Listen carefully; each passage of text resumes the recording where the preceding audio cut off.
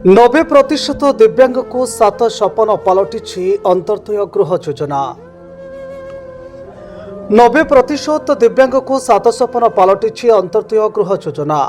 दिव्यांग भिन्नक्षम मानक पाई सरकार जो सब हितकारी योजना रही पाटपणा केबे मिलिबो दिव्यांग मानकु सरकार जोगाई देउथबा योजना गुड़िक। बाबा आपण परिचय दियो। मो ना जदुमणि बेहेरा। कौन कहबे आपण जो दिव्यांग भाई आज्ञा कौन कहबे तंग विषय रे?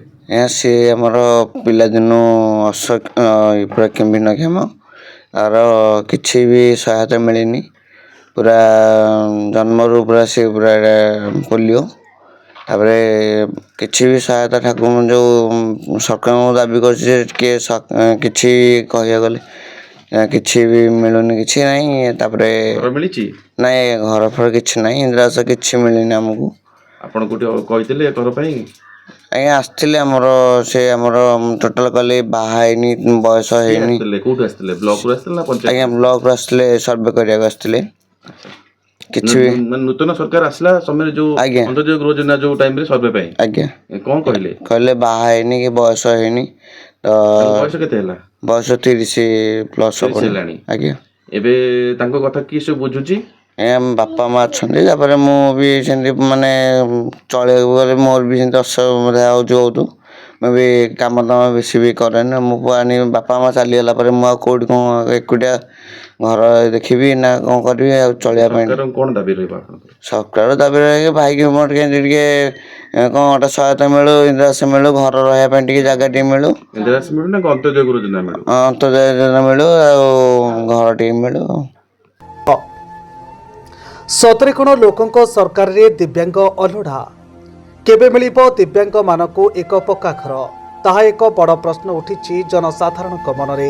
आपण परिचयटा मो ना है शरत मंगराज आ गड़वांत्री पंचायत छियाम ग्राम आई जो दिव्यांग पुटी अच्छी ता ना जम्बेश्वर बेहेरा ता बापा ना हूँ प्राणनाथ बेहेरा किंतु तार खाया पीया बहुत अनटन बाप दिन मजूरी कौटे मजूरी मिले आइले घर पोषी तार घर नहीं बापा माँ जदि मरी जाती पिलाटी रहिबो कोठी ताको निहाती घर दरकार रही किसी खाद्य दरकार औषध पत्र सब सरकार योजना जहाँ अच्छी किसी आज्ञा गोटे कथा पचारि एठी आपनको आज्ञा से केते वर्ष ला एमती दिव्यांग जन्मरु ना जन्मरु सी जन्मरु दिव्यांग अछंती आपण सरकार कोन कहबे तांको गोटे घरटे नाही घर विषय कोन कहबे? घर नहीं वर्षा हेल्ले भारी असुविधा रोती झाड़ा बसा सुविधा ना झाड़ा हेल्ले टेकिक नौकती पदा को पुणी टेकिक आणुंट बापा माँ अच्छा कहते सीना आ भाईटे तो ताठू कम बयस से रोजगार क्षम होनी के चलिए परिवार भारी कष्ट चलुଛି। आज्ञा हाँ एक आमे कहूना कहते बेगुनिया ब्लॉक गड़माणित्री ग्राम पंचायत अंतर्गत छियाम ग्राम 11 नंबर वार्डर प्राणनाथ बेहेरांकर 90% दिव्यांग बड़पुओ जम्बेश्वर बेहेरांक परिवार और ग्रामवासी। मां आपण परिचय कोन? प्रमिला बेहेरा। अच्छा एमती आपण पुओ एमती दिव्यांग आज्ञा कोन कहबे? कहबे मो पुओ किछि मिलुनी किछि खाली भत्ता मिलु किछि गोटे घर द्वारा किछि मिलुनी मेडिसिन फेडिसिन किछि मिलुनी। अच्छा जो आसते हमर घर घर बुलिक जो तदंत करिया आसते अंत्योदय गृह योजना कि आवास योजना आपण घर को आसते से माने? आज्ञा आसते कौन कहले आसिक कहले तुम पुओ को बयस हेनी किछि मिलिबनी। पुओ केते बयस होला? 30 वर्ष होला। अच्छा जन्मरु दिव्यांग? आज्ञा।